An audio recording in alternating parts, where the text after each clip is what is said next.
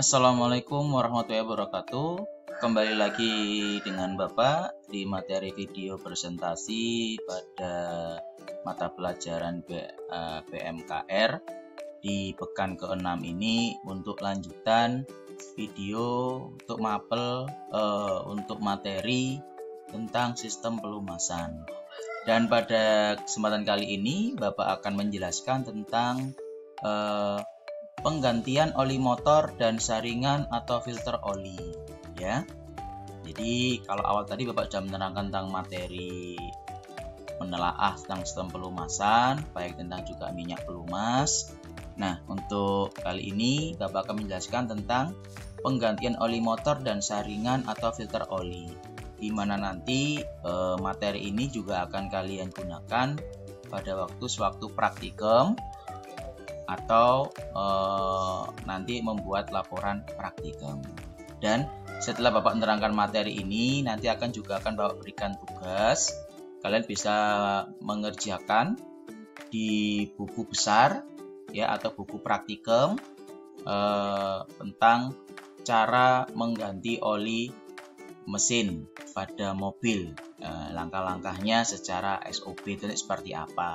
Nanti akan Bapak berikan contoh referensi juga videonya dari YouTube, dan nanti kalian bisa mendeskripsikan atau menuliskan di buku besar, kemudian kalian foto dan kalian upload di e-learning, ya.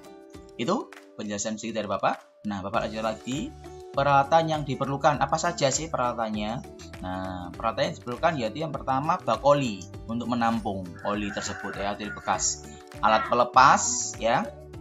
Ini nanti menggunakan kunci T bisa atau kunci shock L bisa.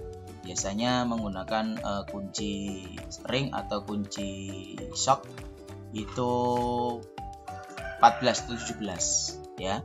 Kemudian saringan oli, kain lap ini atau kain macun, kemudian corong untuk memasukkan oli yang baru, kemudian kan pengisi oli. Nah, ini tergantung kalau untuk penggantian. Kalau mobil itu tidak ada alat backliftnya atau car liftnya, maka bisa langsung kalian ke bawah ya. Kalau misalkan nanti ada car liftnya atau post lift, itu lebih enak. Jadi mobil bisa dinaikkan di atas kepala kalian, setinggi atas kepala kalian, maka bisa digunakan pelepasan lebih mudah. Ya, ini nanti bisa kita lakukan praktikumnya, tapi ini Bapak jelaskan tentang teorinya terlebih dahulu. Bahan yang digunakan, nah ini kendaraan, macam-macam saringan oli motor, ya. Kemudian langkah kerja, letakkan bak penampung oli bekas di bawah motor. Nah, di bawahnya kamu kendaraan, di bawah ditaruh dulu, kemudian lepaskan baut pembuangan olinya yang terletak pada karter. Jadi namanya karter itu adalah tempat penampungnya oli. Jadi mesin ini terbagi ada 3, kepala silinder, blok silinder, kemudian karter. Ada 3 komponen itu. Nah, di karter itu penampungnya oli, ya. Maka itu kamu buka menggunakan kunci ring atau kunci tadi 14 atau 17, tergantung dari ukuran bautnya berapa mobil tersebut. Lepaskan saringan oli. Tadi kalau sudah, lepaskan dan tunggu sampai habis, dan kemudian lepaskan saringan oli dengan tangan atau kunci pelepas khusus. Jadi ini menggunakan kunci SST namanya, ya. Jadi pelepas filter oli itu ada kunci SST-nya seperti ini gambarnya, ya. Nah, kontrol jangan sampai packing karetnya tertinggal pada dudukan saringan oli. Tidak ada packingnya, jangan sampai tertinggal. Nah, jadi kadang ada langkahnya itu yang keliru, sebelum diganti olinya atau bautnya belum dibuka terlebih dahulu, saringan olinya dilepas terlebih dahulu. Nah, kalau seperti itu, maka akan terjadi peluberan oli, Mas.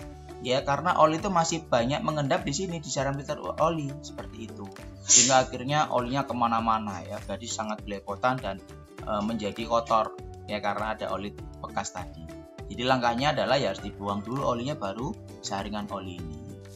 Ya, itu nanti perlu diperhatikan. Nah, pemilihan saringan atau filter oli.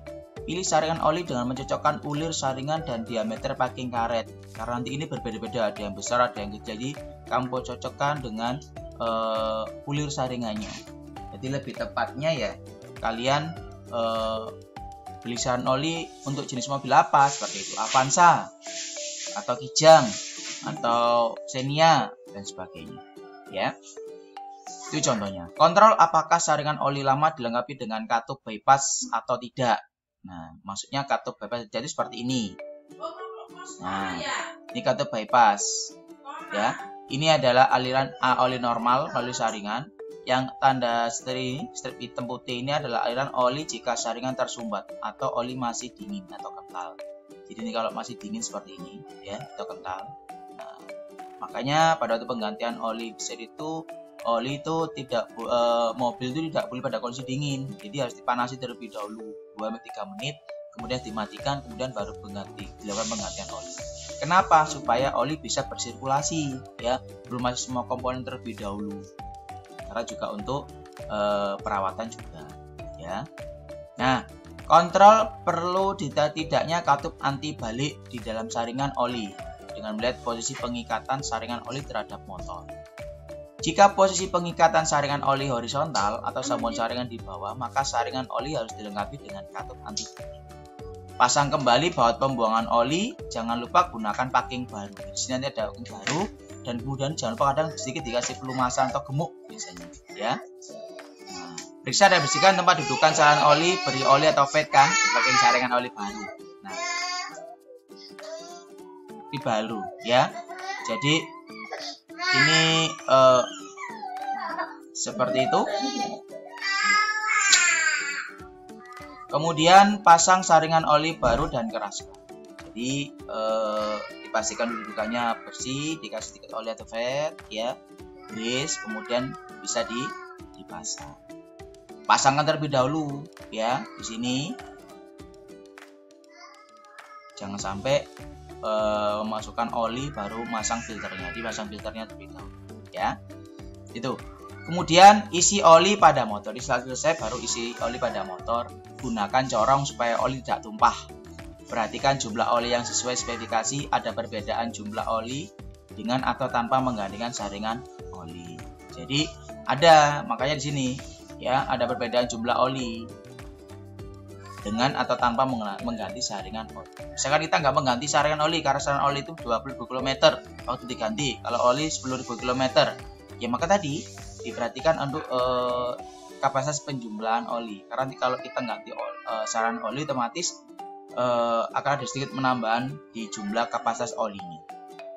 Mungkin itu yang bisa saya sampaikan untuk di materi cara mengganti oli dan saringan oli ya. Jadi nanti di tugasnya nanti Bapak upload yaitu tentang kalian Bapak suruh membuat laporan praktikum ya.